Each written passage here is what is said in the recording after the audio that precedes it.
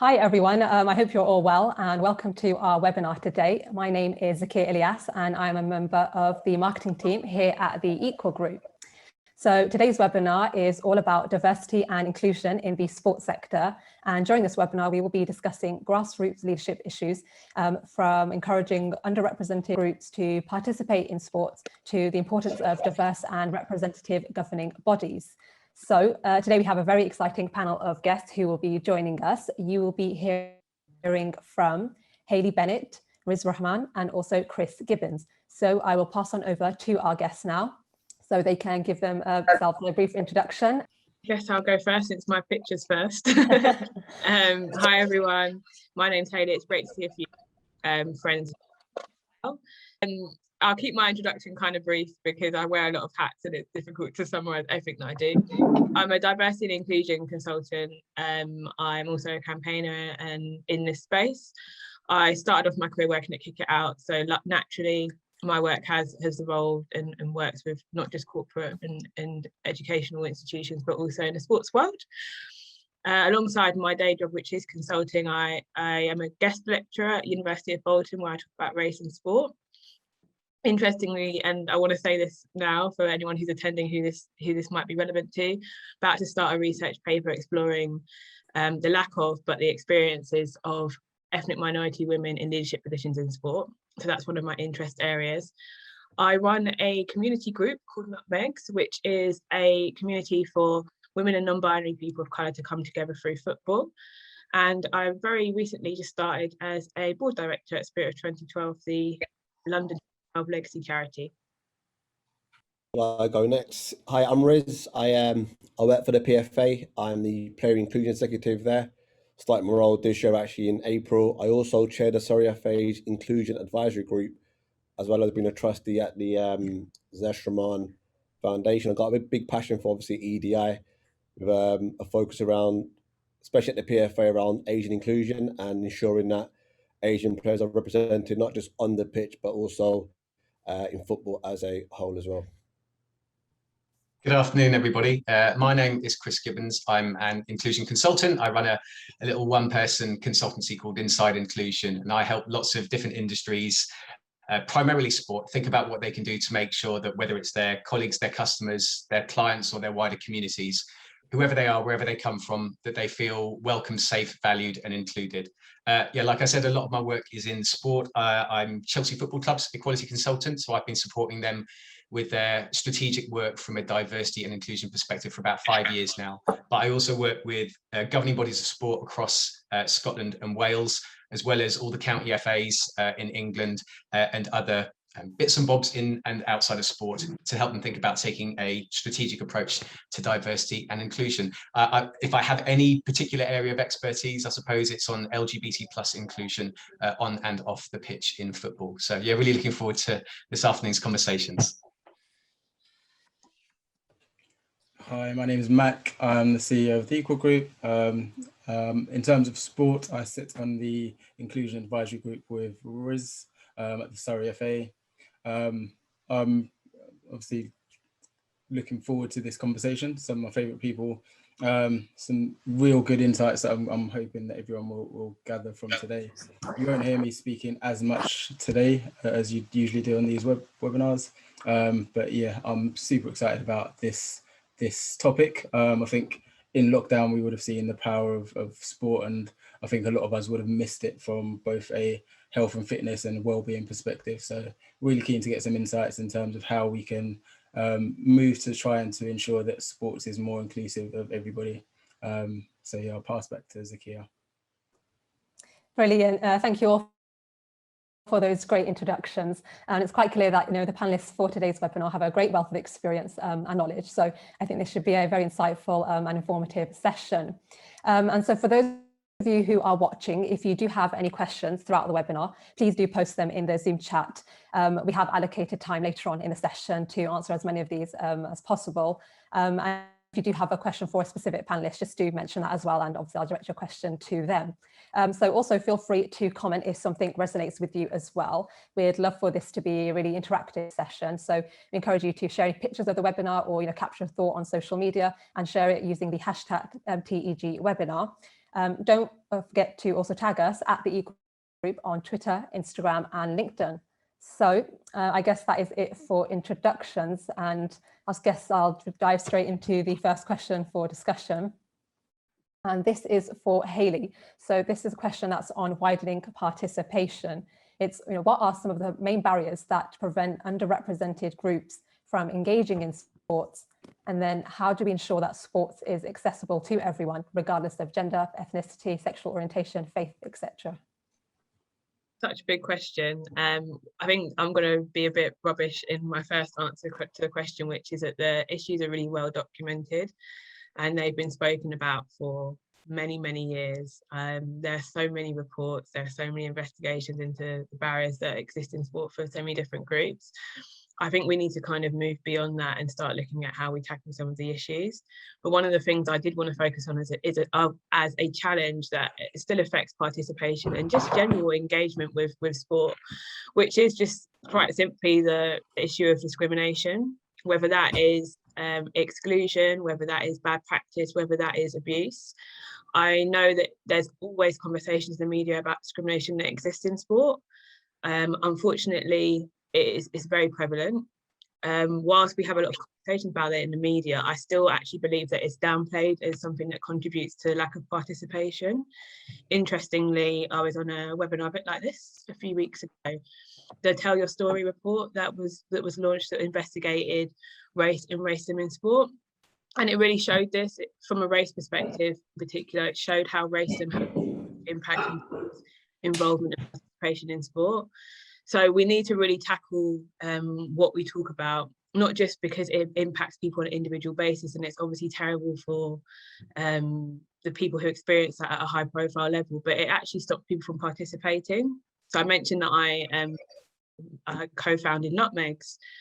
Nutmegs, we deal with people who are at the sort of intersection of both discrimination based on race, gender, homophobia, biphobia, transphobia, just queerphobia more generally. And it's really telling that when we ask people when they want to join, why they want to join Nutmegs, people talk about their experiences of being excluded, of seeing racism, of seeing sexism, of seeing homophobia as a reason why they don't feel safe or want to participate in sport. So let's not underestimate that. I think from my perspective, from the work that I do, I've also seen one of the biggest challenges, which is just linked to that actually, which is a lack of leadership in this space. And what I mean by that is having role models who are in leadership positions that are not currently championing this agenda. People can come out with statements, they can attend events, they can comment on reports, but there are a lack of inclusive leaders in this world. There's lots of board programs to diversify leadership, but what are we expecting of the current leadership who isn't reflective of society and sport more generally? They still have a role to play, and that's kind of where my work sort of focuses as well, coaching and developing leaders working in this space to become more inclusive, to be competent in dealing with some of the challenges that affect their sport. Brilliant, thank you. I think you made some really wonderful points there, especially about inclusive leadership. So I do want to open this question up to the other guests as well. So Chris, Rizz, Mac, do you have any thoughts or things that you want to add to this? Rizz, I don't know if you want to go first or... Carry on, Chris, go on, mate. Well, I guess, yeah, a lot of my work is around governance, and yeah, driving participation is a really, really tricky thing to do. And there's so many elements that you need to think about in terms of the opportunities that different communities have to get involved in sport, the barriers, either the perceived or actual barriers that prevent them from taking part, and then what you can do in the short, medium and long term to overcome those. And I mean, I'll come on to talk about those governance elements in a bit, but data, consultation, experience needs to drive a lot of what we do, because if we don't understand what works well for people and what doesn't work well for people, then we're not going to be able to bring about real change. And we talk in the sport industry a lot about going out to people who take part in the sport and asking them what they enjoy about it, what could be done better. But what we're increasingly seeing, which really encourages me, is going out to communities who we have no engagement with whatsoever and saying to them, what is stopping you from taking part? What can we do differently? How can we make sure that the services that we put on, that the offers that we're putting out there are relevant to you, that they understand your culture, your community, and your identity, and what your particular needs might be. And there are things that we can do in the short term to send out that message about wanting to be diverse and inclusive, but we really need to challenge ourselves to think differently from a governance perspective in everything that we do. How do we make sure, whether it's the behind the scenes work or the on the pitch work that we do, that makes it clear that everybody, whoever they are, wherever they can come from, can take part, free from fear of prejudice or discrimination. And like I said, I'll come on to talk about those governance bits in a while, but those are essentially what I feel are like the core issues we need to get to grips with. I was going to touch on it in my question actually, but I think for looking at barriers and representation, I think one of the communities that faces probably the most barriers in terms of participation is probably young people from the Muslim community. Because you think about right now, we're in the middle of Ramadan, we've got 10, 12 days to go. We've just come out of a pandemic, schools are back up starting. There'll be young Muslim children from the ages of 11 plus fasting. School clubs are now back up. What conversations are teachers and coaches having with young kids and participants from Muslim backgrounds to ensure they're still having access to sport? A lot of young Muslim children, again, for myself, growing up when I was 10, 11, 12, after school every day I had to go to madrasa lessons, these are Islamic reading classes, from 5 till 7 every single day. And even to this day now, a lot of school activities are from 4 till 6, 4 till 5. So when, how can we ensure that sessions are tailored to meet and include everyone in those activities as well? And I think that's one of the reasons why a lot of children from Muslim backgrounds may drop out of sports for one reason or another. And we've done a lot of work around that, from my work with the foundation, at the PFA, more recently with a colleague, Cheetham Turkin, from Crystal Palace. We did workshops to clubs around including Muslim participants, staff and players in activities, and being aware of Ramadan and how it can impact on people's welfare and well-being. So I'll probably answer some of my questions that's coming up, but that's just some of the barriers I feel that needs to be looked at and addressed moving forward. Thank you for all those wonderful points, guys. And yeah, some of the points that you did touch upon, Rizz, I think they are very relevant to the question I'm about to ask you, which is on representation from grassroots to the boardroom level. So Rizz, you are someone who has a background in football as a former professional player for Brentford FC. So what would you say then are some of the reasons that people leave sports, and what can be done to address this? Essentially, how can we ensure that people are able to have lifelong careers in their chosen sports? Yeah, again, when we look at that question, I think first of all, let's look at the reason why people play sports. Really, when you play sports, and the reason I play sports is it helped to really shape my values around teamwork, commitment, working hard, and that real inner desire to never give up and succeed as well. And I don't think it's uncommon from those from certain communities to really drop out for one reason or another. And I think those reasons will be quite diverse as well. It could be money, access to facilities, family, culture, religion, wherever it is. As a British-born, Pakistani Muslim myself, and a minority working within the football industry for the PFA, probably one of the biggest unions in the world, I can only really talk about my own experiences of why I play sport and why I really stayed in the game. And I just touched on it just then about Ramadan. It's one of the 5 pillars. It's no food, no drinking from sunrise to sunset, and young people from 11 plus will be partaking in Ramadan as well. And for families, parents, it's bigger than sport. The faith and the religion will come first. So if grassroots clubs, if sports clubs are not seen to be accommodating that, I think young parents themselves would not want to push their children into sport as well. But I think football's moving in the right direction. We've seen it recently, in fact, this week actually, with in the Leicester City and Palace game, where the game was halted for 20, 30 seconds, and Fofana and Cheikh Kyoto broke their fast as well. I also touched on the fact, in terms of kids from Muslim backgrounds, the madrasa lessons, that's across the country. Now, with my work at the Rehman Foundation, which was set up by my brother Rehman, back in 2011, we did some work with Crystal Palace. Now, Crystal Palace have their kick session, which ran from 5 till 7 every single day in Canterbury Road in Croydon. We did our session from 7 till 9 p.m. And honestly, we had 60, 70 young people coming straight from the mosque and get involved in our sessions. And we had coaches who actually understood the religious and cultural practices and were willing to work late in the evenings, to ensure that young people had access to sport and football as well. I mentioned my role at the PFA and the foundation. So myself and Cheetham, we've been facilitating workshops around Muslim players in Ramadan and putting forward some considerations so that clubs can accommodate Muslim players, participants and staff across the organisations to ensure that Muslims can thrive and feel included throughout the year. So again, it's gone down really well. Some clubs have come back and they've actually commented that on the back of the workshops, they're actually surprised of how many Muslim players they've got. So it's literally about having that conversation and and taking into consideration the different needs and barriers which people may have. And once we understand that, I think we can really move forward as well.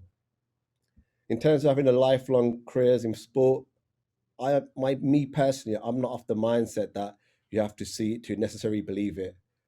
Growing up as a young British Asian, me and my brother Zesh, we never saw any Asian players playing professional football. That didn't deter us, my parents, from pushing us to actually play football. We had that desire to become players, and I think that's important as well. If you don't see someone like you, it does not mean that you can't get there. Even when I came out the game at 21, I did my coaching badges for the PFA, which have been very supportive throughout my career. Because initially I wanted to go into coaching, but again, I went into coaching knowing that, or there were no other Asian coaches. Again, that didn't stop me. I still did it because I wanted to obviously make a difference. And then I'm sort of moved into the admin side of things for my brother's foundation and working in football now and being in meetings. I don't see many people from South Asian backgrounds, Pakistani, Bangladeshi, Indian, Sri Lankan in meetings. But again, that don't stop me either. So in terms of my work at the PFA now, I do a lot of work with players from underrepresented groups to ensure that players in the game are supported, and when they come out the game, they can do coaching qualification or different jobs in the game. So, we want to ensure that players stay in the games in some form or another. There's a lot of push right now around, and there's some great organisations doing some fantastic work around bursaries to get more black coaches in the game. But I really feel that if we're looking at diversity and inclusion, it should not just be reflective of what's on the pitch, but more in society as well. Because if we just focus what's on the pitch, all we will see is a lot of black coaches, a lot of black staff working across the spectrum. But for me personally, and I know for a lot of people, maybe on the call as well, if we are to be truly inclusive and diverse, let's include everyone, whether you're black, whether you're Asian, whether you're ethnic minority, or whether you're in the 0% other, which you will see on many E&D monitoring forms as well. Brilliant, thank you for that answer, Rizz. And I've had some comments in the chat saying you're very inspiring, excellent role model.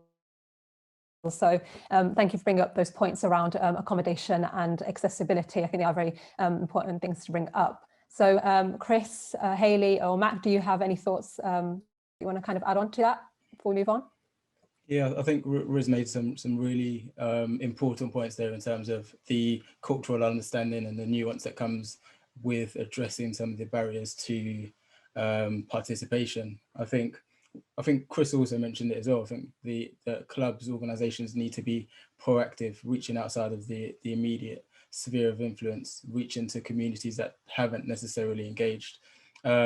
I think whilst Rizz, this story was super inspiring, I think there is a need for role models, and I think not to kind of put words in your mouth, I feel like you act as a role model now for certain communities, so they look to you and see that they can do it because Rizz has done it or because Zesh has done it. So I think the importance of role models can't be understated, and for me it's about how can organisations tap into people like Rizz, people like Zesh, working with the Zesh Rehman Foundation to ensure that you've got that cultural linking, you've got that bridging, and you can really start to authentically build those relationships. I think just to add to one thing, I'm sure Rizz will know all about this, but it's really, talking about Ramadan, it's really important that we celebrate the wonderful stuff that particularly the grassroots game of football is doing. So, for example, Birmingham FA, some people on this call will know that they run a midnight Ramadan league. You know, and historically footballers thought, well, what do we do during Ramadan? People can't play football, but they tackled that head on. They said there is absolutely no reason why people observing Ramadan cannot take part in football, and they've had a hugely successful league. And it's really important that we shout about and celebrate that stuff so that other county FAs and other sports, you know, whatever the sport might be, can learn from that and realise that we don't have to have barriers to people taking part of whatever community they're part of, whatever religious festival they might be celebrating or observing at the moment. So yeah, the more we can shout about that stuff, the better.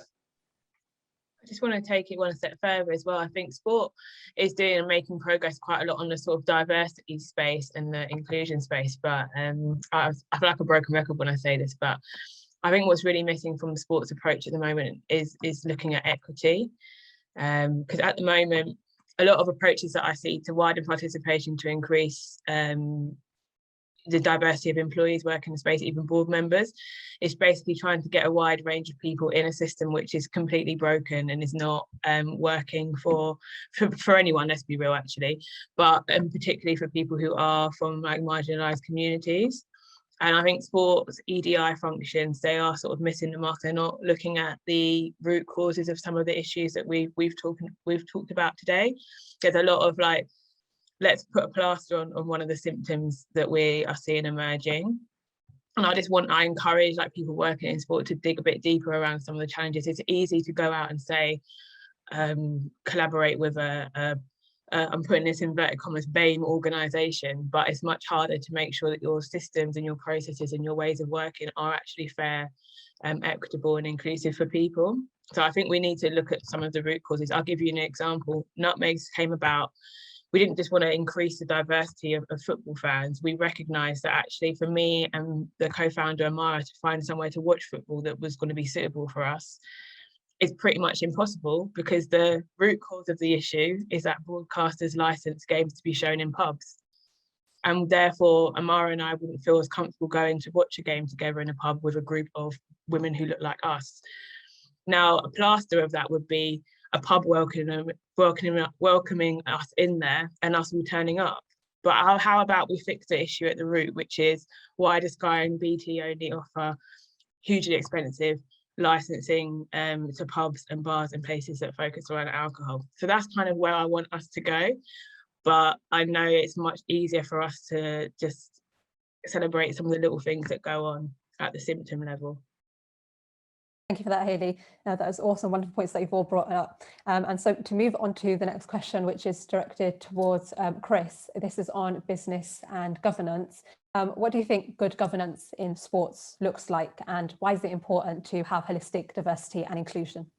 Well, it comes back to totally what Hayley was saying, is we've got to really get to what the core of the problems are. It's not just about having some diverse people sat around a table decision making. It's thinking about how we set up our clubs, our leagues, our governing bodies from a governance perspective. And we tend to, when I work with organisations and sport bodies, we tend to look at some real, well, first of all, before anything else, what we have to remind ourselves is that we need to move from that space of diversity and inclusion being an add-on to what we do, to actually making sure it is built into everything that we do. So we need to be asking ourselves from a diversity and inclusion perspective whether everything is fit for purpose, or whether it could be intentionally or otherwise preventing some people from taking part. And I'm really encouraged by what I see. Obviously the industry is not perfect, but we're starting to see some real shifts in the way that governing bodies of sport, football clubs, leagues, other sports bodies are starting to check and challenge themselves right from the beginning about their commitment to diversity and inclusion, rather than doing everything at the 11th hour, if at all, worrying about whether what they're doing is fit for purpose or not. So once we've got that shift, it really is about thinking about everything we do from a governance perspective from a diversity and inclusion lens. And that always starts with leadership. And it's about making sure that not only, as you know, as Hayley rightly pointed out, that we've got diverse people sat around our tables, but how are they checking and challenging what we're doing, how we're doing it, why we're doing it, and how we're going to measure change. And we often talk about the role of leadership in creating inclusive cultures, but we've got to think how they play an active role. It's not just about giving a green light and saying we give permission for it, you know, to everybody to be committed to diversity and inclusion. They need to be not just making sure that they give everybody the green light and support them and check and challenge them, but when things go wrong, which they inevitably will, they are confident to stick their heads above the parapet and say, this hasn't worked out how we want to, or we've got to challenge this kind of behavior to make sure it doesn't happen again. I was recently doing a piece of work with a governing body of sport in Wales, and as part of that piece of work, I had to interview the chair. And she shared with me an incident of sexism that they had had, and some of the other bodies within their sport had all buried their heads in the sand and didn't want to deal with it.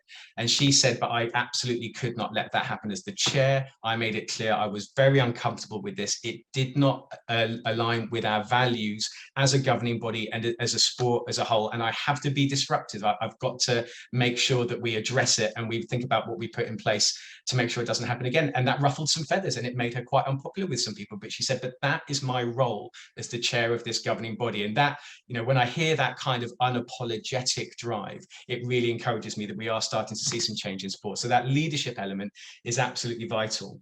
I mentioned this earlier on, and, you know, I talk about this a lot, and Hayley has definitely heard me talk about this a lot, but, you know, data is really important and it needs to drive and inform a lot of our decision making. It helps us to understand who is taking part in our industry, who isn't taking part. And I also say as well that a lack of data can be really interesting in itself. We go out across sport to people who work in the sport, who participate, fans of the sport. We ask them to tell us about their experiences, and we also ask them to tell us about their diversity. And sometimes people won't feel confident to tell you in an anonymous and confidential way about their diversity. And that's okay, because that tells us that there's still something culturally that we're not doing right, that doesn't make people feel comfortable, that we're going to be using that data in a safe and structured way to inform our decision making. So as much as we like to get good data about what's going on in the industry, a lack of data also should inform what we are and are not doing. Beyond that, again, I'm just, you know, parroting what Hayley has absolutely got right as well. Reviewing all of our policy, practice and procedure through a diversity and inclusion lens is absolutely critical, because if we're not getting that behind the scenes stuff right, then how are we going to be able to inform the experiences of our spectators, whether it's in the stands or watching around the world? How are we going to be able to inform our community activities? How are we going to be able to make sure that the people who work within our industry not just feel tolerated, but are proud to do what they do and don't have to fabricate stories of who they are and where they come from for fear of being left out? So making sure that, I always say policy is dead boring, but dead important. And we've got to get policy right if we're going to get the stuff that we all love, the match day activity, that being part of the sport community. That stuff we can't get right if we don't get the behind the scenes stuff right. And in addition to that, two other, you know, absolutely important elements: education and training. And we often talk about making sure that everybody goes on a diversity and inclusion course, but it isn't just a one-time thing. How are we always challenging our understanding? I've been working in the industry for nearly 15 years, and Hayley and I have been delivering some anti-racism work recently, and the journey of my personal education that has taken me on has been absolutely outstanding because of what Hayley has taught me. And I can't assume that just because I've been on a course one time or I've done a little bit of work around this, that my learning is done. And that applies to all of us in the industry. Our learning is never, ever completed. We've always got to be challenging ourselves on what we do know and what we don't know. And just obviously, you know, you look at the world today, the way that we talk about identity, the way we talk about culture, the way we talk about inclusion is changing every single day. So we've got to keep on top of that. And last but not least, I mentioned this before in terms of the, you know, the excellent work that Rizz does, celebrating and communicating what we do. If we need to be shouting about the stuff that we do internally, but also externally as well, so that people who thought football there's no way that's an industry for me. See that people like them are taking part, and there should be no barriers to them taking part. And crucially, if they do take part and they ever experience discrimination, if we know about it, we will deal with it, and we will try to put things in place to stop it from happening again in the future. So we tend to talk about those as being the building blocks. Some, governing bodies, some organizations are, really starting to embed those very quickly because they've got that good leadership buy-in. But we know that for a lot of organizations, these things take a lot longer, maybe because of a lack of understanding, maybe because of nervousness around the issues. We're so scared of getting it wrong that we sometimes do nothing at all. But I'm really encouraged by the way the industry is starting to make progress. If we look at where we were 5 years ago, I think we're in a very, very different space now. There's some brilliant points, Chris, and I really am glad that you highlighted the importance of data there. And I think you also brought up a great point about, D&I not being just an add-on. So Hayley, Rizz, Mac, do you have any other points that you just want to add on to that? Just really quickly, because I want Mac to talk a bit about the data, and my final comment will lead on to hopefully something that he'll say. But I think for me, I remember asking when we started Nutmegs, how much data do we have that looks at the intersection between, for example, gender and race? So I think if we're going to do data collection, we need to make sure that it's thorough. I'm hearing stories of people in sports sort of saying, oh, we've got 1 or 2 people in leadership positions. They're just looking at their skin colour and having a guess what might be looking at their surnames, which is just so problematic. I don't even need to tell you why. But I think one of the things, and hopefully maybe Mac, sorry for setting you up for this, can allude to this more, the trust situation in sport. I think people aren't going to necessarily disclose data, and we're not going to get accurate data because there is a lack of trust. Maybe people are not convinced by some of the progress that Chris has spoken about. Maybe people are just not trusting that it's going to be taken seriously, or that people are not going to use their personal data in a certain way. But I think that's one of the biggest reasons why data is missing in this sector, but more widely. Yeah, thanks for that setup, Hayley. Yeah, you're completely right. I think there's so much to be said about the use of data, how we use it to inform what we're doing. As Chris touched on, how does the back, I can't remember how you termed it, but the stuff that happens in the background inform what we do from a service provision perspective. And Hayley touched on something that is super important there in terms of intersectionality. We can't just look at people as one-dimensional beings. People have all kinds of characteristics that and experiences that inform their journey, their life choices, and also some of the barriers that they may or may not face when it comes to participation in sport. And only by having a thorough understanding of that data, and also how that data is changing. So it's not just a case of getting data at one point in time and using that data henceforth. It's about revisiting that data, continuing to improve the way that you use that data to inform what you're doing, ensuring that you're making progress as well. I think one of the reasons that people don't often disclose their data is they can't see the action that is tied to that data. So it's one thing to continue to ask people for data. It's another thing to use that data to inform what you're doing. I think from a protection perspective, we always advocate for anonymity. So there has to be a means for you to really protect people once they give you that data. So if they are being open and honest and transparent about who they are and also how they feel, so some of the experiences, whether good or bad, you have to deal with that data carefully. You have to respect kind of the effort and the sensitivity that is attached to that data. So really, I guess, really take that side of things seriously. I think Chris also touched on some really good points there in terms of the leadership aspect as well. And leadership is about being human. It's about seeing yourself as you see other people. What would you expect other people to do for you in a certain situation? So being empathetic and ensuring that you're continually challenging yourself, continually learning, continually being more sensitive to what people's needs are.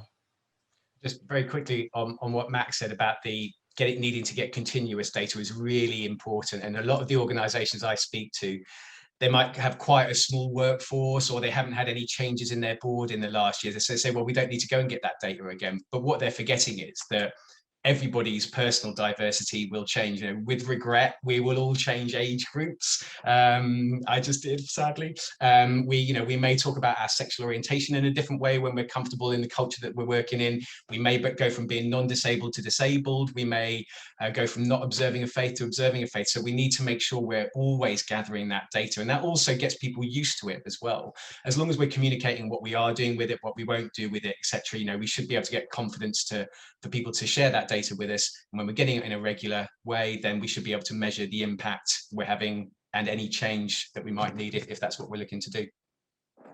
Brilliant. That's some great points that you've made there, guys. And there's also a great discussion going on in the chat as well.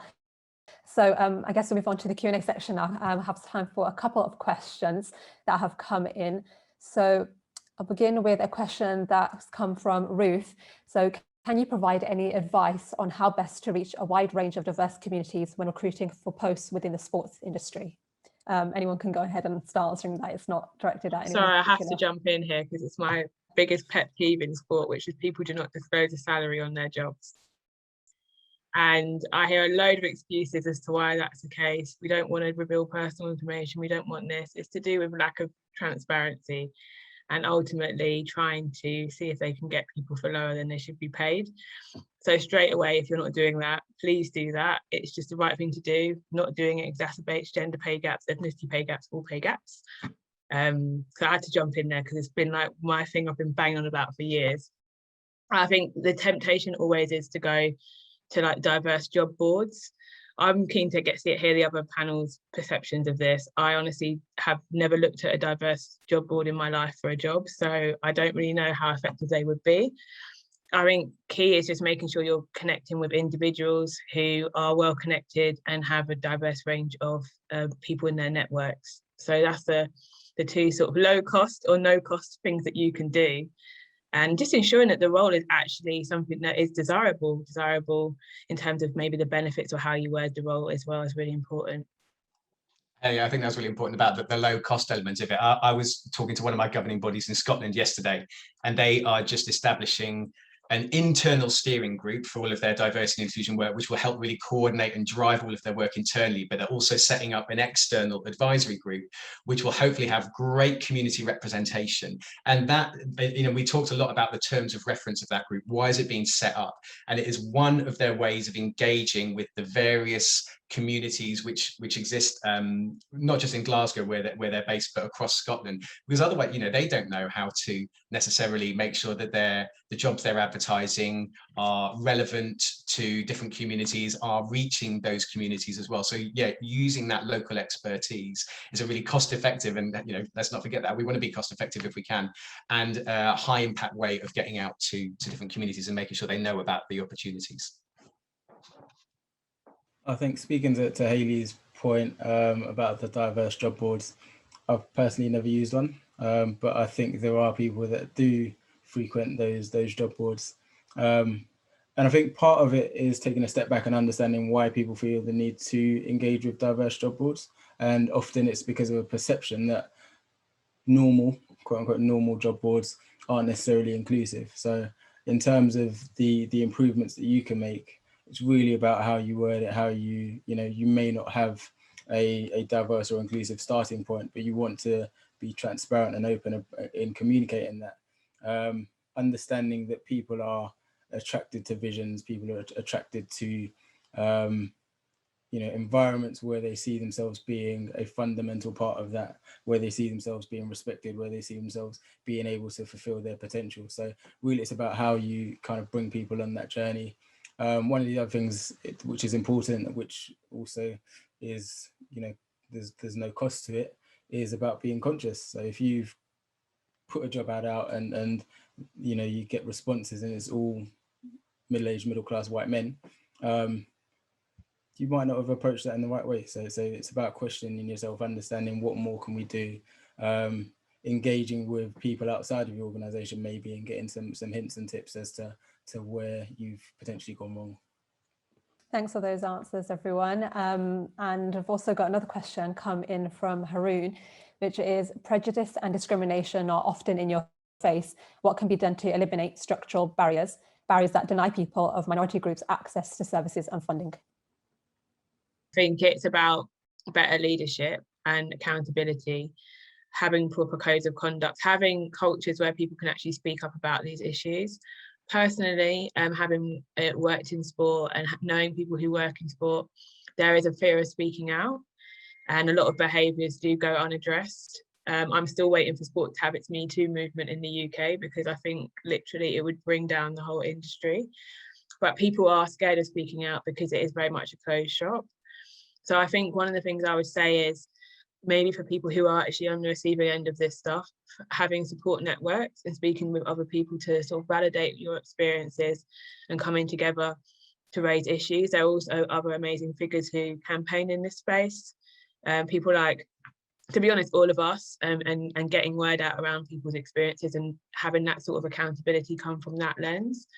And I think just having really robust governance, so that when issues are raised, whether that's something that happens at a football club, whether there's regulation from the leagues to ensure that situations are properly dealt with, is really important. But honestly, I do feel that situations currently are just not being properly reported. People take things out of the industry, they'll just leave, because I don't think people know how to handle situations, and there's a culture of silence. To be really cynical, but I see the nods along, and I think it resonates with others as well. I think just to echo some of what Hayley said, we've got to make sure that the experiences of communities inform what we do. And just one relatively small, but I think really important example of that, at Chelsea Football Club, a few years ago, they set up Chelsea Pride, which is their LGBT plus fan group. It's for lesbian, gay, bisexual, transgender fans and their friends and families as well. It's not just for LGBT plus people. And not only is it about them having a nice social group that they can enjoy the game with, but they inform a lot of policy, practice and procedure across the club. They talk about the experiences of LGBT plus people when it comes to come to Stamford Bridge on a Saturday afternoon, or whether it's, accessing the industry as a whole, what homophobia, biphobia and transphobia might look like in the stands or on social media.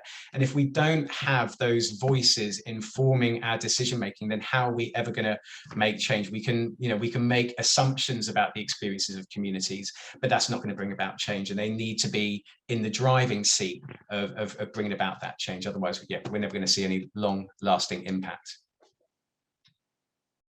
I wanted to touch on kind of the last part of that question, which is about access to services and funding. I think part of that is a governance issue. I think there has to be tighter governance about how services are distributed, who gets access to them, and funding. I think funding needs to be open to scrutiny. We really need to start to scrutinize how funds are being used. And part of that is about the application assessment process. So making sure that's open, transparent, fair, inclusive, so on and so forth. I think there's another point there which kind of echoes what Hayley was saying about being in a position to call things out. So I think there are a lot of networks that people need to tap into and really use the power of collective voice and start to create a little bit of noise and a little bit of discomfort about situations that are tending to happen time and time again. Thank you for that, guys. Chris, you mentioned some points that actually link to a question that is directed towards you. So what are the main strategies that are being discussed in order to increase transgender inclusion in sport? And what can institutions do when the wider issues still stem around non-inclusive binary competition formats? And that question is from Sharif. Yeah, well, thanks for that, Sharif. That's a big question. We probably need a separate event just to talk about trans participation and inclusion in sport. It's a really difficult one, and the football industry, I think, is making some really confident steps. I remember so I used to work for the English FA. I started working there in 2013 in what was then their equality team. And we talked about LGBT, even sort of uttering that term with a huge amount of nervousness, because the legislation had only just changed a few years before, championing equality for lesbian, gay, bisexual and transgender people. And the world of sport inevitably was still quite far behind that legislative change. So when we started talking about it, we were quite nervous because it was still an unknown for the industry. And then in 2014, the English FA introduced a trans participation policy, which was a really bold thing to do. And we look at it now, how many years on? 7 years on, and it's definitely not a perfect policy, but no policy is ever perfect. They've always got to evolve. But what was really central to that policy, first of all, it was put together in partnership with trans experts and trans organizations, in particular a wonderful organization called Gendered Intelligence, who, if you don't know them, please do look them up. They're fantastic people doing fantastic and really, really tough work.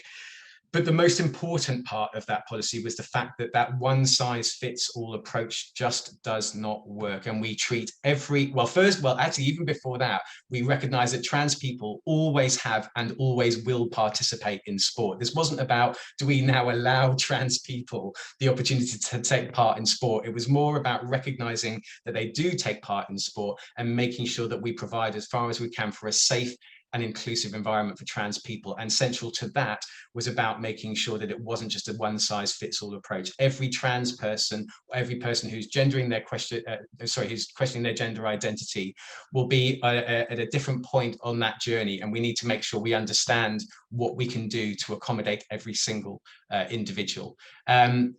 What's really interesting, I was talking in a meeting about this morning. Some of you might have seen that just last year, an employee at the company Land Rover won a tribunal, won a discrimination case on the grounds of being non-binary. And that's really interesting because now that that tribunal is being won, the identity of non-binary will be enshrined within the Equality Act. And what that then means is that we need to step up as an industry to understand what the term non-binary means. The fact that, again, non-binary people have always participated in sport, even if they haven't been able to talk about their identities, and what we can now do to make sure that we accommodate as far as possible everybody, regardless of their gender or their gender identity. I've kind of swerved giving any more of a specific response on that because this is a hugely evolving area and one we should be very proud that the industry is determined to face head on. And there'll be a lot of work to do. Some parts of the industry I think will be moving much faster than others, but it's definitely moving in the right direction. Can I just quickly add around just making sure that our spaces are trans inclusive? Because I think, to be honest, there are a lot of, from my perspective, I'm seeing a lot of like women's spaces in sport which are there to champion women, and they're not currently trans inclusive, and they don't intend to be. So I think we need to call those out and educate people on why it's so important that we stand with our trans community siblings around these topics, because it's become a bit toxic. Even though I do think that there's been a lot of people in sport who have taken a really strong supportive stance. Thank you for those answers. And I think we do have time for just one more question. And this is from Maria. She said, do you think that Rooneys Rule is needed and effective for effective representation in leadership? I think it's probably worth summarising what the Rooneys Rule is. So in the US, there was a drive to increase the representation of African Americans in leadership, in specific regard to coaching in the NFL, I believe. As part of that, they said that any new recruitment campaigns for coaches need to include at least one person from the African American community in the shortlisting consideration process. So in terms of the question, would it be effective? I think there's probably no clear-cut yes or no answer to this, unfortunately. Part of it is due to making sure that, I think people have touched on it at various points over the course of the session, but just making sure that the process generally is inclusive, and therefore you shouldn't get situations where people are actively or proactively being excluded from these assessment processes. And I think secondly, we need to think about phenomenons like tokenism and the fact that people are not necessarily given a fair chance once they're enrolled. So you can get the job, but how much support is given to you in terms of the leadership, how ardently do people want you to succeed? And I think that there has to be more support that is given to people and for people in accessing leadership positions, with a genuine drive to ensuring that they succeed, a genuine drive to ensuring that the environment is conducive to their success. So I'll let other people kind of chime in as well. I think just very briefly from me, and this won't be a surprising response at all, but whatever initiatives or positive actions that we put in place, we've got to make sure that they are underpinned by a broader strategy. You know, any one thing that we do will not have any impact if it isn't underpinned by something broader. So one of the things we're currently looking at Chelsea Football Club is developing an anti-racism strategy for the entire business, so that all of the various bits of work we're doing around race and anti-racism, for example, anti-racist abuse on social media, making sure that you know, people from different ethnic and cultural backgrounds have access to opportunities, whether that's playing, participating, working across the sport. It's all underpinned by a broader strategy. And again, using all of those measures, all of those good governance elements that we talked about as well. So yeah, it's only when we think holistically that we'll hopefully start to see some positive change.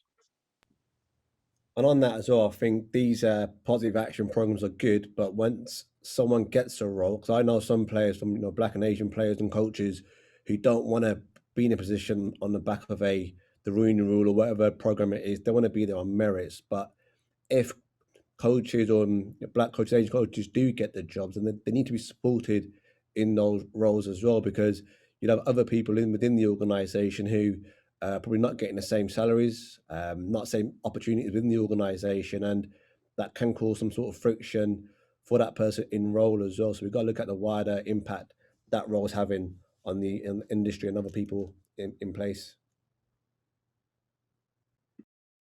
It's also worth mentioning that there's a need to kind of, if something like the Rooneys Rule was considered, there has to be a drive to make sure that it's far much more inclusive, and making sure that we're considering all demographics, all protected characteristics with regards to representation. I think it would be quite dangerous to look at it as kind of quite binary, and we've had all kinds of conversations about the use of the term BAME in tracking and how problematic that can be. So there has to be some intelligence and sensitivity done in the way that, used in the way that that's done.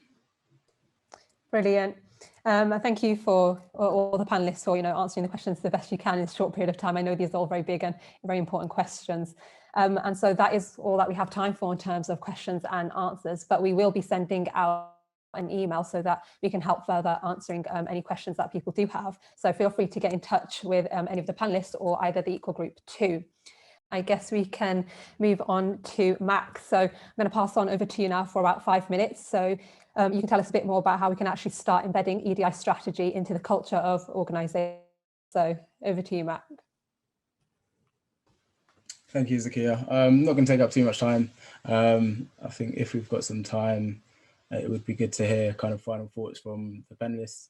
But essentially, as Chris alluded to, and Hayley and Rizz, it's about having a holistic understanding of what you're trying to achieve from an equality, diversity and inclusion perspective. So we can't necessarily look at things in silos, but it has to be a concerted effort to ensuring that your organisation is moving in the right direction. And essentially we do that through working with organisations across a year typically, and being very clear and specific about what that organisation wants to achieve and the interventions that we need to make to ensure that they are making constant progress. Go on to the next slide. So essentially we break it down into 4 broad quarters. So the first quarter is looking at the consultation and audit. So the audit is about collecting as much data, both qualitative and quantitative, as possible to ensure that you've got good visibility of where you are at this point in time, where you've made improvements, if this is kind of your second iteration, and where there's still progress to be made. We then implement a strategic response. So it's really about being targeted about what your core concerns are, and what are the areas of actions needed. We then move into the third quarter in terms of implementing those solutions, so working with you to ensure that you've got the support and resources to genuinely make progress. And the last quarter is about embedding and considering how you measure that going forward. So really it's about measuring KPIs, ensuring that your objectives are targeted to the outcomes that you want to deliver, We also look at how you communicate progress as well, to ensuring that you are repairing some of the trust that potentially has been missing, to ensure that when it comes down to collecting data again, that you are constantly trying to improve your access to relevant data. Okay, so I think Zakiya mentioned it, but do feel free to engage with us on social media, so at the Equal Group on all channels. And yeah, feel free to recommend us. If there's anyone that you know that's struggling with their EDI progress, then do get in touch. I'll likewise extend that to the rest of the panel as well. We've got some experts here. Can you all kind of feel free to tell us where to find you? What's the best way to get in contact? I just dropped my email address into the chat because I knew a few people had questions and I didn't want people to think I'm ignoring. And my website is just insideinclusion.com. You can find me there. Feel free to drop that in the chat as well. Thank you. Hayley? Yeah, I just put it on the chat as well. I'm the same on everything. I actually should put my website as well, shouldn't I? At Hayley TVB on everything, including LinkedIn. And here's my website. Fantastic. Rizz? Yeah, I'm not prolific on social media, so I just put my email address in that. So yeah, I'm more than happy to touch base with anyone offline as well. Great. And if you would like to speak to us, there's a link there for you to book a free consultation. Essentially, consultation is just to talk a little bit more in depth about what your challenges you're facing, and any ways that we can help or point you in the right direction. If there's any other experts that it would be worth speaking to. Okay, back over to you, Zakiya. If you do want to also join our mailing list, you can head on over to theequalgroup.com. You can subscribe there to us, and we do a bi-weekly roundup of all the EDI news that's going on at the moment. Well, I think then that is it for today's webinar. So thank you all so much for joining us. Hayley, Rizz, Chris, thank you all for taking the time out to share your knowledge and experience with us all. And Mac, you've been brilliant as always. So thank you once again. I hope everyone has a wonderful day, and hopefully we'll see you all again soon. Thank you. Thanks very much. Have a good afternoon. Thank you. Thank you.